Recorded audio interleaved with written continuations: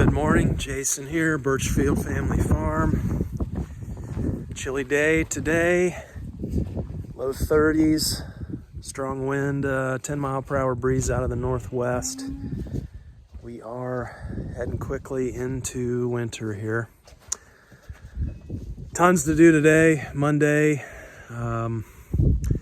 Take you around and show you what we're into.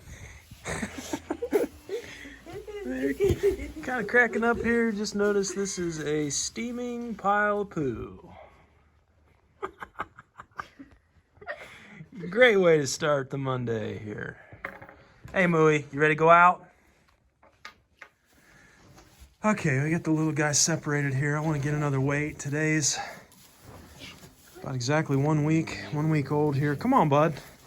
Run him in. He's okay. Put your hands on him and get him.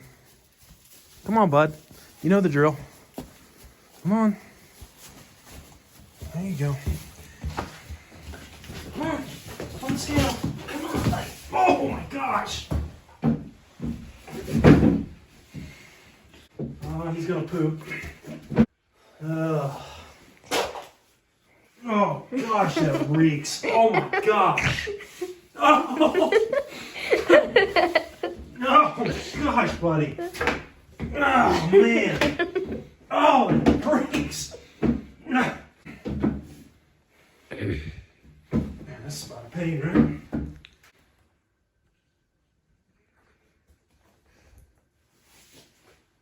$88.2. Okay, we did just band this little guy, so you can see not much to that. Just putting the band on, making sure you got both nuts. We're gonna steer him. I'm not interested in him being a bull. Our bull does a pretty good job, so you see he's not in any pain. It's just a couple weeks, that scrotum will fall off and he's a steer. Should be a lot calmer for us. I know, Mama. All right, let's get you guys outside. Okay.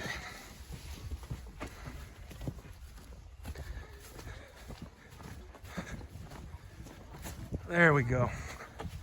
Get out on that good stuff, Mooey.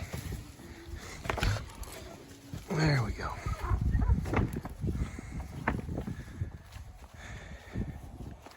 That's better, huh, sweetie?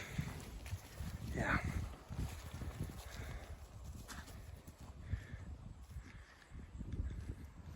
All right, just a word about his weight here. 88, I say 88.2. He was 66.3 birth weight. Oh, that was the day after. But, that's, typically drop off that first day and they start to gain. But, man, 22 pounds in 7 days. Whew. That's 3 pounds plus a day. I'm tickled pink with that. So that's telling me, he's just running around right now. That's telling me he's obviously getting milk. She's having no trouble feeding him, and he's getting everything he needs and more. So 3+ pound gain a day. That's phenomenal. Very, very happy.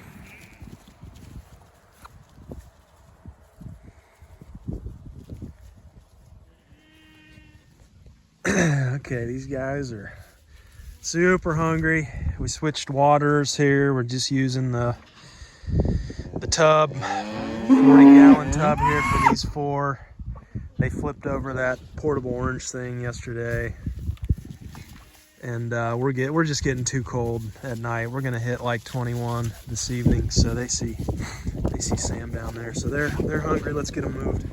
All right, let's make a move here from paddock 5 into 6, and we'll talk about forage here. Come on, guys. Come on.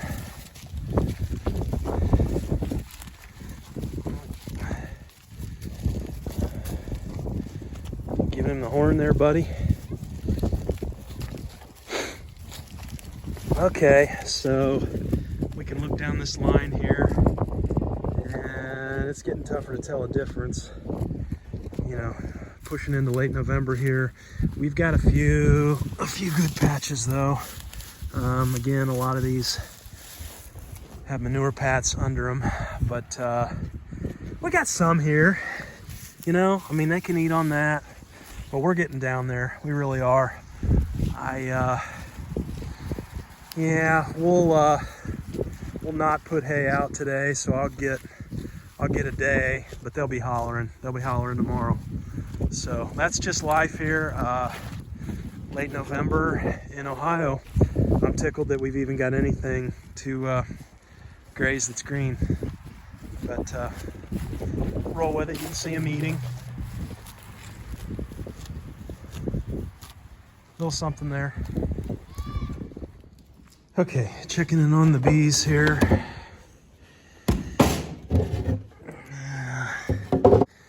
Checking there, you can see. Oh, see if I can zoom in here on the cluster. There they are. So staying warm. Looks like do have quite a bit of that pollen patty. I put a pollen patty out yesterday, or at least a piece of one. So they've got that there. Must not be hungry. Nobody's active on that. A little bit. But yeah, everybody looks good. You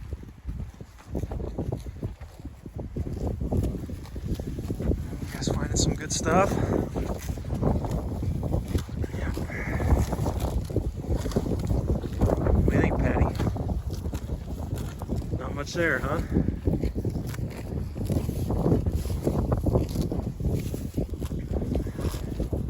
All right, we're gonna hit low of about 21 tonight, so I've been letting these tanks drain down, and we've only got maybe less than 50 gallons up there. They hold about 550, so I wanted to pump today. We'll get the pump going, we'll fill these tanks, and then my thinking is, of course, we've got some heat tape on the piping, but my thinking is, 550 gallons at probably, it's probably running at close to 50 degrees, I would imagine, coming in. That'll should act as a giant heat sink, bank of temperature for us to hold that heat in, hopefully, for a couple days here while we go through this real cold stretch at night.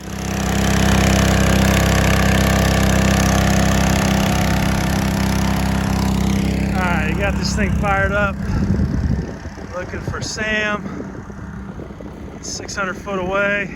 There he is. Giving us the double thumbs up, letting us know we're pumping to the tanks. All right, good deal. Well, the seasons are definitely changing on us out here. We make every attempt to work by the seasons. It's not always easy, but there is a natural rhythm out here that, for instance, right now it's hard to work, right? I mean, it's it gets dark at like 5:30, and you can just feel your body. I can feel mine telling me to come in, start to enter a season of rest here. It makes me think about the old timers, right? And of course, we can just keep right on going and plow through now with all of our technology, but I think there is something to be said for this time of year, for coming in, retreating, slowing down, taking a break. And inversely, when we hit,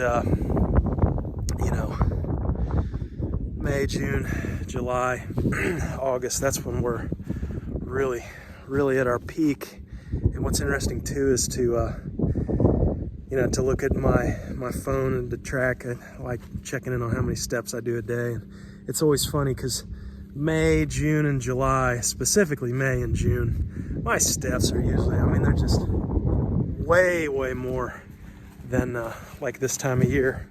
And so, that, I guess that kind of quantitatively shows that we are doing most of our work during that season where the sun is, we have the most hours of daylight. And just makes sense, right? If you can schedule your work that way seasonally. Okay, we got these two down here, checking the level in our tank there, topping it off, doing some fighting, you know, working things out. We've got old Sammer here up top. What do you think, man? Good flow? Yeah. Okay, got a lot of water to pump today, don't we? All right. All right, added some more material to this over the weekend. Let's see how we're doing. Temperature-wise, again, we're low 30s today. Okay, topping out here about 142. Again, this is just leaves, a little bit of manure. Keeping ruminant animals inside, I'm just gonna say it, it's stupid. I know different people have different situations. Maybe I should just say for our situation here, keeping animals inside is so much more work, so much more work. So, you know, what's nice is we'll take a lot of this and use it as compost. But hey, look, if I don't have to shovel it, I'd rather not. But again, we have her with her calf in the barn until about 2 weeks here when we're past black vulture danger zone.